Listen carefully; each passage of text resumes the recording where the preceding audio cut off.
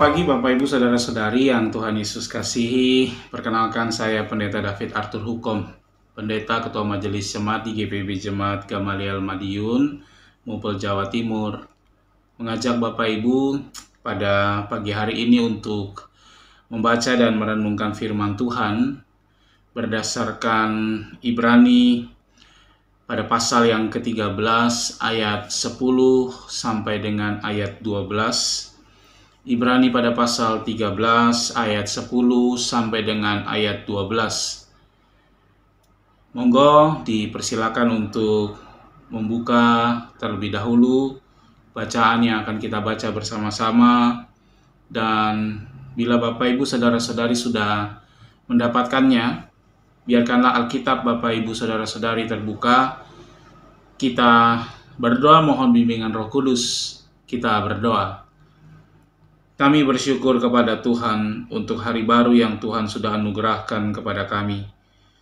Sebelum kami melanjutkan langkah kaki kami menapaki hidup yang Tuhan siapkan bagi kami di hari yang baru ini, biarlah kami mengawalinya dengan pembacaan firman Tuhan, supaya kami hadir untuk orang lain dan menjadi berkat untuk mereka yang berjumpa dengan kami. Bersabdalah kepada kami ya Tuhan, karena kami siap untuk mendengarkannya. Amin. Ibrani pada pasal 13 ayat 10 sampai dengan ayat 12. Saya akan bacakan untuk Bapak Ibu Saudara-saudari sekalian berdasarkan terjemahan baru yang kedua, Alkitab terjemahan baru yang kedua, yang menyatakan kepada kita demikian. Kita mempunyai satu mezbah, dan orang-orang yang melayani kemah tidak boleh makan dari apa yang ada di atasnya. Karena tubuh binatang-binatang yang darahnya dibawa masuk ke tempat kudus oleh imam besar sebagai kurban penghapus dosa, dibakar di luar perkemahan.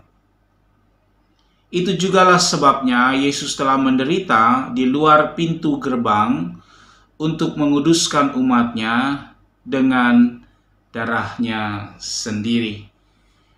Demikianlah pembacaan firman Tuhan. Berbahagialah kita yang mendengar dan mau melakukannya dalam kehidupan kita hari lepas hari. Bapak Ibu Saudara-saudari, sejenak kita menengok ke belakang pada perjalanan hidup kita saat berada dalam pandemi COVID-19. Kebebasan dan keleluasaan beraktivitas menjadi berubah. Kalau kita biasanya bebas beraktivitas di luar rumah, ternyata kita harus kembali ke rumah, kita terkungkung, kita terkurung dengan dinding yang ada di rumah kita. Kita dibatasi untuk melakukan aktivitas. Semua aktivitas berubah dari yang tatap muka menjadi lewat dunia maya atau lewat jaringan. Ada yang tidak terbiasa, ada yang harus menyesuaikan terlebih dahulu, ada yang merasa bahwa rasanya tidak nyaman. Lalu berbagai macam teori muncul, berbagai macam pikiran muncul untuk meyakinkan dan menguatkan kita yang sebenarnya kalau kita mau jujur, pandemi COVID-19 membawa kita pada ketakutan, membawa kita pada kekhawatiran, membawa kita pada kegelisahan, membawa kita pada ketidaknyamanan. Dipaksa untuk mau bertahan di dalam rumah yang sangat terbatas dan membuat orang menjadi tidak tenang. Kemauan kita bertahan di rumah itu menjadi usaha bagi kita untuk menjaga diri di tengah-tengah pandemi. Kalau kita pergi keluar rumah, orang akan menganggap bahwa tindakan yang kita lakukan itu adalah sebuah tindakan nekat. Tapi bagaimana mungkin kalau ternyata ada jemaat yang meninggal, ada keluarga yang sakit, dan yang lainnya karena kita terbiasa keluar. Ada mungkin orang-orang yang memaksakan diri untuk tetap keluar. Tapi tindakan itu tetap dianggap sebagai tindakan yang nekat. Masa itu adalah masa yang tidak menyenangkan. Dipaksa harus tinggal, meski kenyataannya ada orang yang tidak bisa tinggal. Dipaksa untuk bertahan, ada juga ternyata orang yang tidak bertahan. Tidak bertahan dengan situasi dan kondisi, dan mengharuskan beberapa di antara kita atau banyak orang untuk merelakan orang-orang yang kita kasihi untuk pergi meninggalkan kita. Bapak Ibu yang Tuhan Yesus kasih, bacaan kita saat ini berbicara tentang pengorbanan Yesus di kayu salib, memampukan manusia untuk bisa keluar dari dosa. Pertolongan yang Tuhan berikan kepada manusia itu membuat manusia memiliki hidup dan dapat menatap masa depan. Pengorbanan di kayu salib itu membuat manusia terbebas dari kuasa dosa dan maut. Tentunya hal ini juga membuat manusia seharusnya dia sadar kalau tanpa Tuhan, tanpa pertolongan Tuhan, maka dia tidak akan selamat. Pengorbanan yang Tuhan nyatakan dalam kehidupan manusia menyadarkan manusia untuk mampu dan mau bertahan dalam situasi dan kondisi hidup yang ia alami, tentunya dalam iman percaya kepada Yesus Kristus dan tetap menjaga keselamatan yang ia terima. Ketika orang ada dalam pergumulan yang sangat berat, ketika orang ada dalam kesusahan, lalu dia disuruh bertahan, itu bukanlah pekerjaan yang gampang, tapi dia harus bertahan karena imannya. Bapak Ibu yang Tuhan Yesus kasih, keselamatan itu dijaga tentunya bukan dengan membiarkan diri kita untuk berdiam diri saja di rumah. Seperti orang yang sedang makan nastar, lalu toplesnya dipangku, lalu dia nikmati sendiri tanpa mempedulikan orang lain. Atau seperti seorang anak kecil yang sedang makan coklat atau makan ice cream, dia makan, menikmati, dan dia tidak mau share dengan orang-orang yang ada di sekitarnya. Keselamatan itu yang kita terima harus diwujud nyatakan dalam tindakan. Manusia harus pergi dari kenyamanannya untuk bertemu dengan sesama yang lain. Pergi dari zona nyamannya, pergi kepada mereka yang tersisih, pergi kepada mereka yang miskin, pergi kepada mereka yang ditolak, pergi kepada mereka yang dibuang, pergi kepada mereka yang terdiskriminasi, pergi kepada mereka yang menjadi korban perundungan dan pelecehan.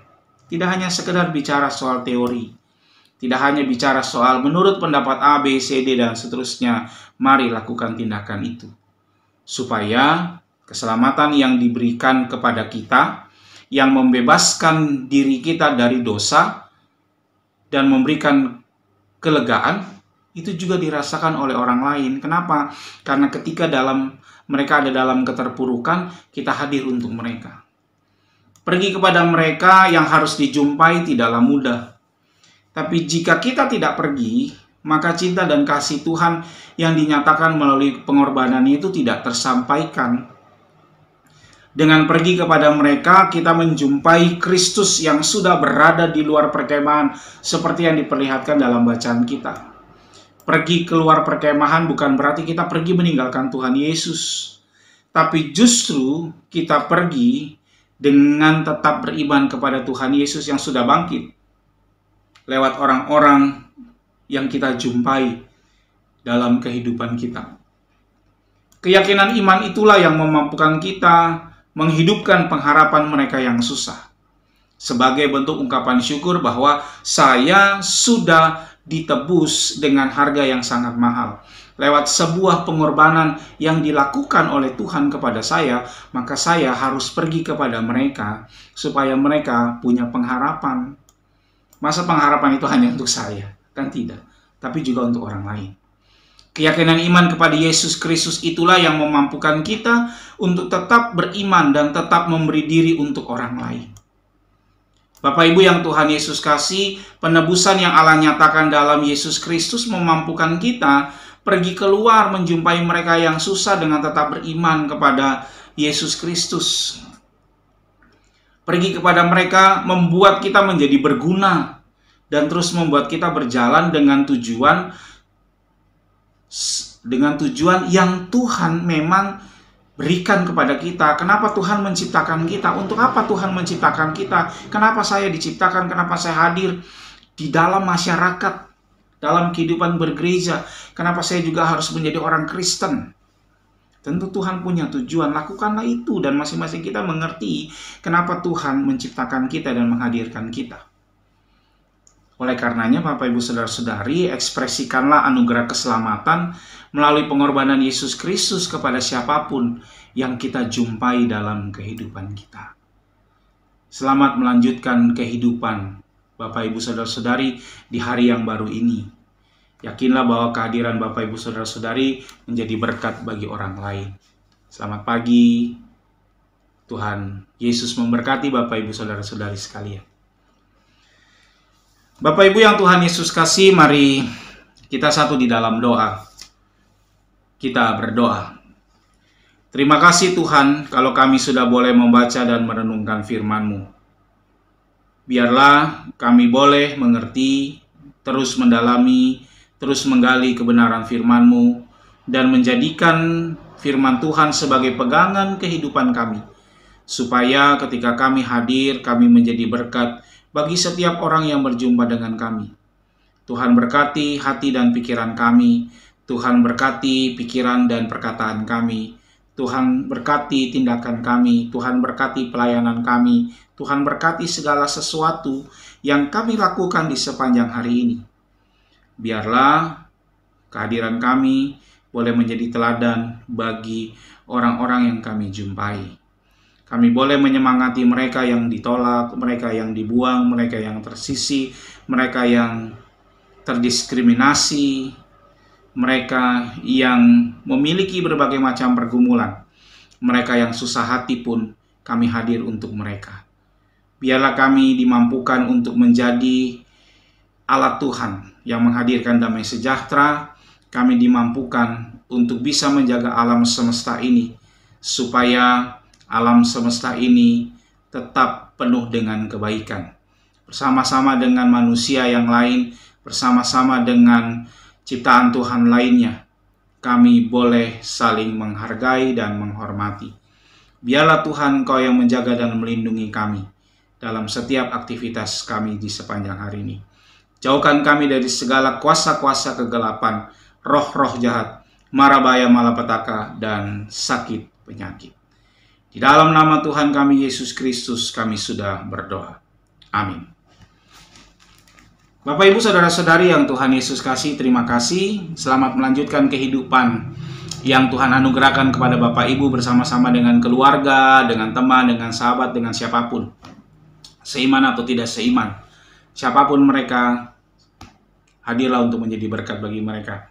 Terima kasih, salam dari Madiun, Kota Pecel dan Kota Pendekar. Tuhan Yesus memberkati Bapak Ibu sekalian.